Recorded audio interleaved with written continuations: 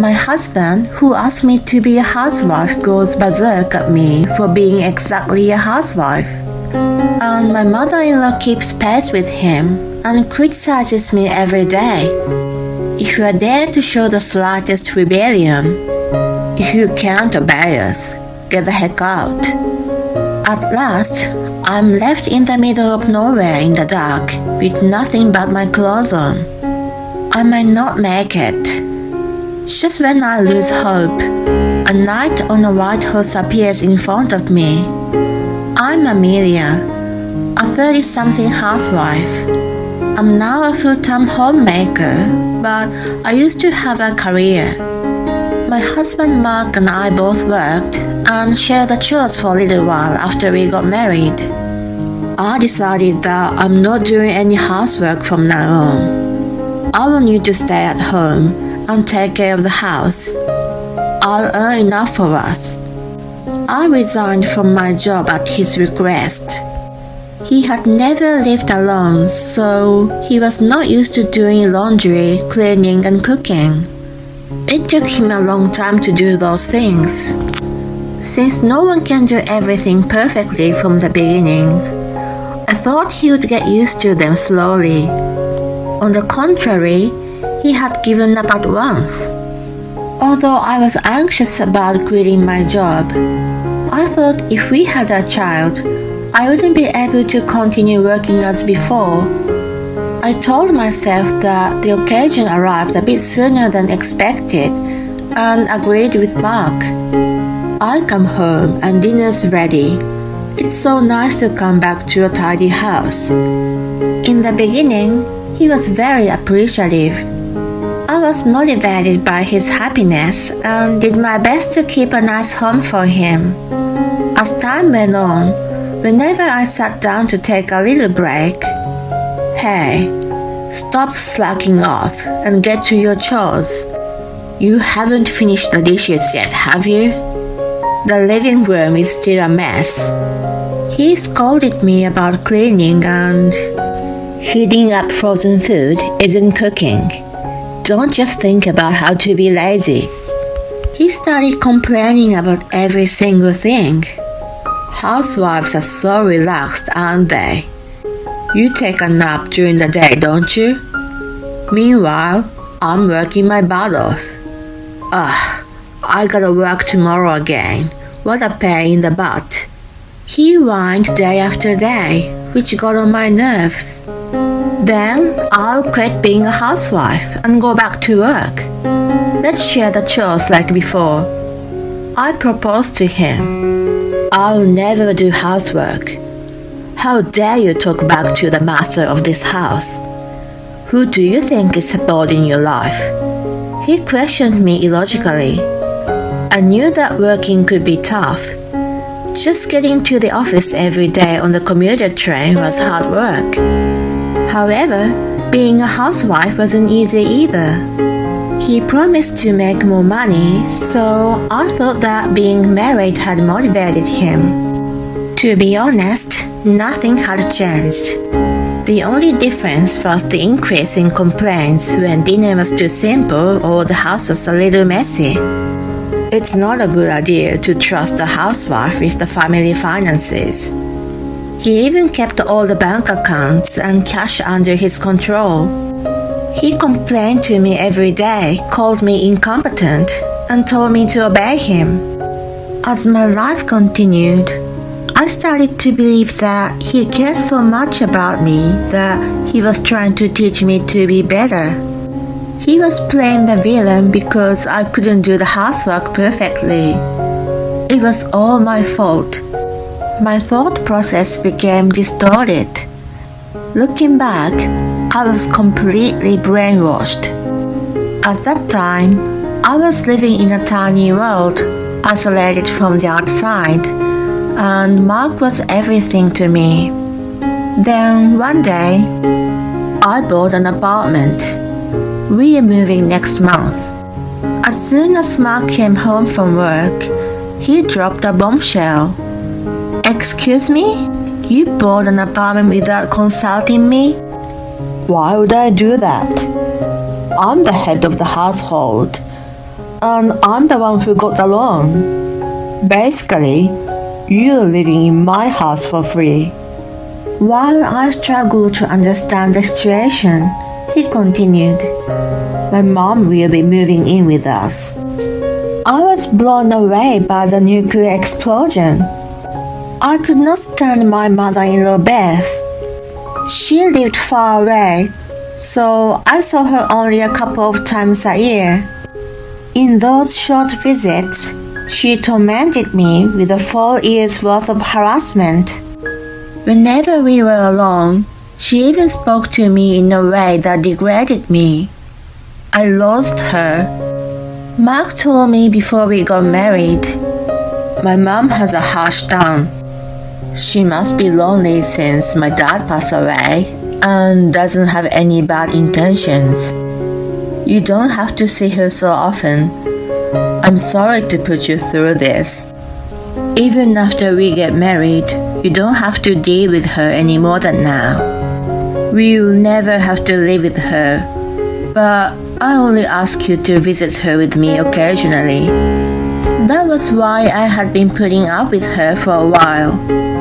Wait a minute, didn't you say we'll never have to live with her? I protested, but he was having none of it. Circumstances have changed, so just do as I say. He became furious. I never wished to be a housewife. I became one because he asked me to. I wanted to remind him, but when he raised his voice at me, my body stiffened and I couldn't say anything. Although it was a fact that I became a housewife at his request, I was being supported financially by him. When I thought of that, I couldn't argue with him. I wondered where the sweet guy I had married had gone. The moving day arrived, and I moved to a new apartment unconvincingly. It was a brand new building close to the train station. Beth had already been waiting there. As soon as she saw me, "Oh, Amelia, you're still as gloomy as ever. You're ruining the new apartment." She greeted me with her typical sarcasm. Mark didn't even intervene, but just said, "We're going out for lunch, so you'd better get to unpacking. And you're not allowed to turn on the heater until we come back." They left me with piles of boxes. I shivered in the cold as I frantically unpacked them. Obviously, I couldn't finish within an hour or two while they were out. They saw that the apartment was almost the same as when they left. "You really are useless, aren't you?" It's so frustrating that I have to live with such a clumsy person from now on. They laughed, making fun of me. After that, my life was hell. Beth always criticized everything I did. When I cleaned the room, "You sweep a square room round and round. The corners still got full of dust. That's what happens when you don't pay attention." She then deliberately vacuumed the room again. When I cooked a meal, "Your food is disgusting. I feel sorry for my son who's been forced to eat it. I'll make it again." She threw the food in a bin. When Mark came home, she reported a million lies about me neglecting the housework, how much she'd been struggling, and so on. Amelia threw all her responsibilities to me and did nothing again. Not only that, she complained about my cooking and yelled at me. I was frightened. She acted like a tragic heroine. Her eyes were moist and she sounded like she was about to cry. Mark believed her lies and got enraged. "What have you done to my mom?" He threw the remote control, which hit the wall and made a dent. I don't remember saying such a thing to her. It's her who complained about my cooking. I retorted desperately. I was shaking, but I could not remain silent. Liar, she's lying, Beth tearfully pleaded. I know, Mom. He rubbed her back and glared at me. You made her cry. Who do you think is supporting you to be a housewife? I had enough. He grabbed my arm and dragged me out of the apartment. I was wearing my sandals and almost fell being pulled by him. Then he ordered me to get in the car and forced me into the passenger seat. There was Beth with a giddy look in the back seat. He started the car. I asked him where we were headed, which was ignored. We drove through the center and got farther and farther away from the town. We drove for about an hour and came to the densely wooded area in the dark. Suddenly, the car stopped. Get out. What? I couldn't understand what he meant. I'm telling you to get out of the car. Why here? Shut up. If you can't obey us, get lost. Don't come back to us. Don't tell me you're going to leave me in the middle of nowhere at this hour. I desperately grabbed the seatbelt, but he forcefully threw me out of the car. Wait, don't leave me here. I shouted desperately while they watched me from inside the car with smirks. Then they drove off. I ran after the car frantically, but it was out of sight in no time. It was a pitch-dark dirt road lined by dense forest on either side without street lights, lit only by moonlight. I didn't have my phone with me, so I wanted to get to where there were people quickly. I rushed in the direction I just came from. It was hard to walk with my sandals, which kept slipping off my feet, causing me to trip.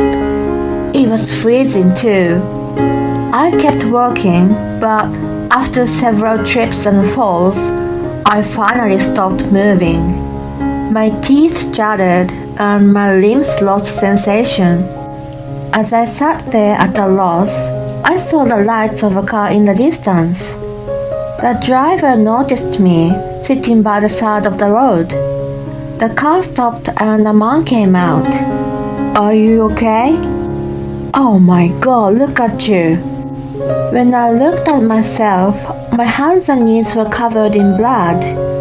I was suddenly dragged out of the apartment and was wearing sandals and an apron.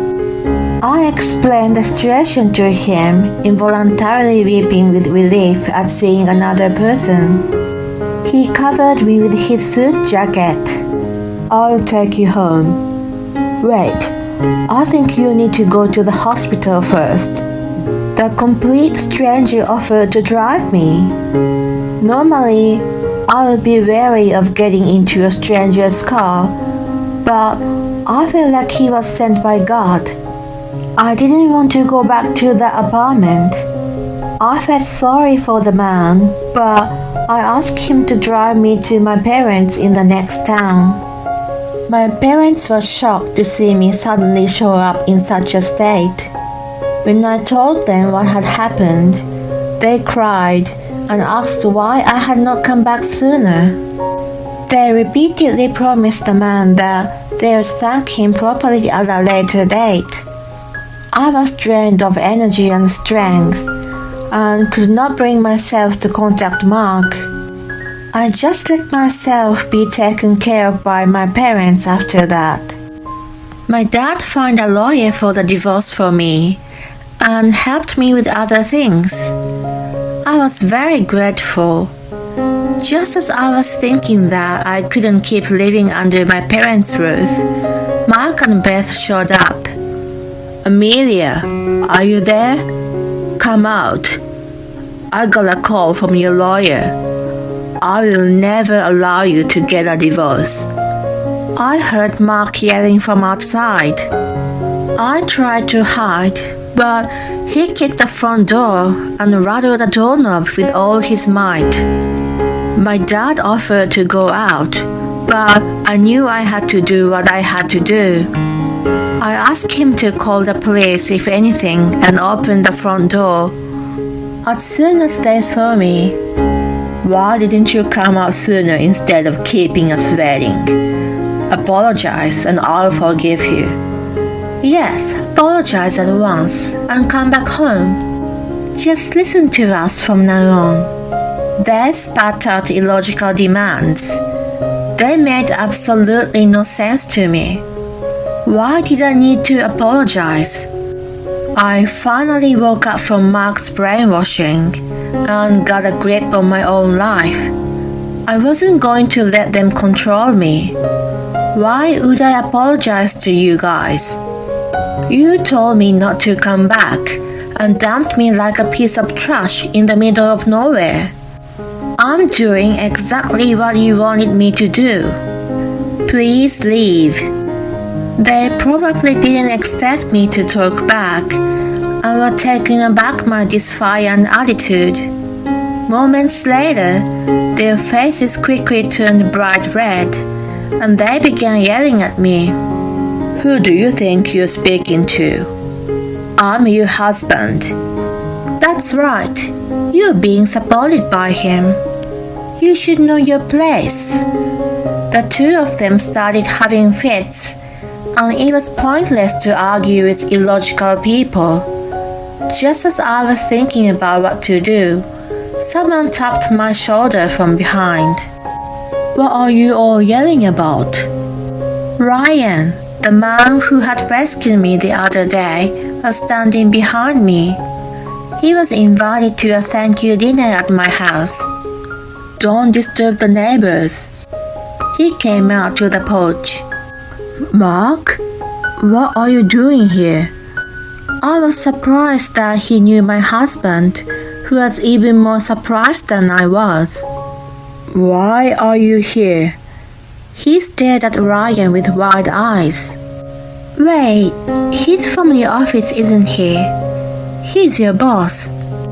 Beth looked at him with disbelief. I was wondering what jerk would leave a woman behind in the middle of nowhere at night, but it was you." He looked at Mark knowingly. "That was just a joke, you know." That was in no way a joke. His scolding silenced both of them.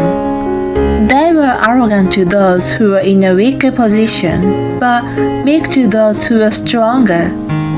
If he was his boss, they would be even more vulnerable.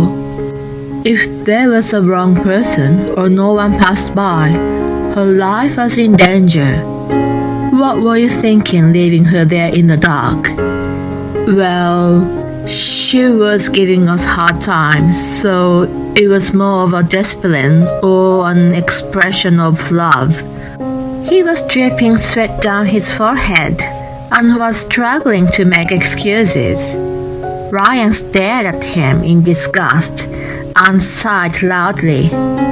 "I see, that's enough." When he said that, Mark and Beth seemed to be relieved and gathered themselves to leave.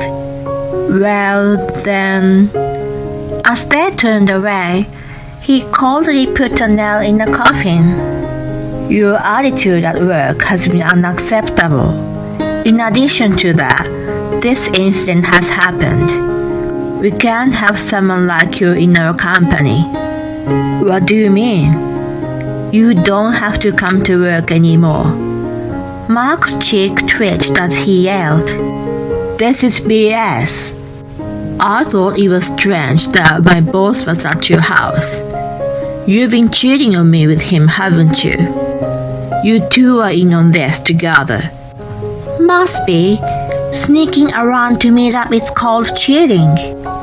You owe us alimony." My blood boiled up when I heard them forcefully accusing Ryan. Enough. Who in the right mind brings a cheating partner to the parents' house? You guys are disturbing the peace in my neighborhood. Get lost. I shouted with a grimace I had never shown before, which worked on them. They spat out, "Don't you forget this. and left. I didn't need to be told that I wasn't going to forget the way they abused me and the distorted grins they looked down at me with. I was going to remember it all for sure. Wow, what a rumbling voice. You did it. He cracked up, clapping his hands. I smiled shyly with a mixture of embarrassment and happiness, an indescribable emotion. We have kept in touch since then. Mark never had to report to work and left the company voluntarily without giving notice. His professional field is relatively small. Rumors quickly spread that he's the kind of guy who abandons his wife in the middle of nowhere and he's struggling to find a new job. He bought a new apartment to live in with his mom, but he was behind in his loan repayments and had to put it on the market. They are now living in a downgraded apartment together. I guess it was impossible for me to enter into their lives as a daughter-in-law, as they seem to trust only themselves. I'm in the process to get divorced now and living alone near my parents. Today, Ryan is coming over for the first time. I don't know what he saw in me, but he asked me out sincerely. I was attracted to him and decided to take a chance. While I'm cooking his requested beef stew, I'm excited looking forward to having him over.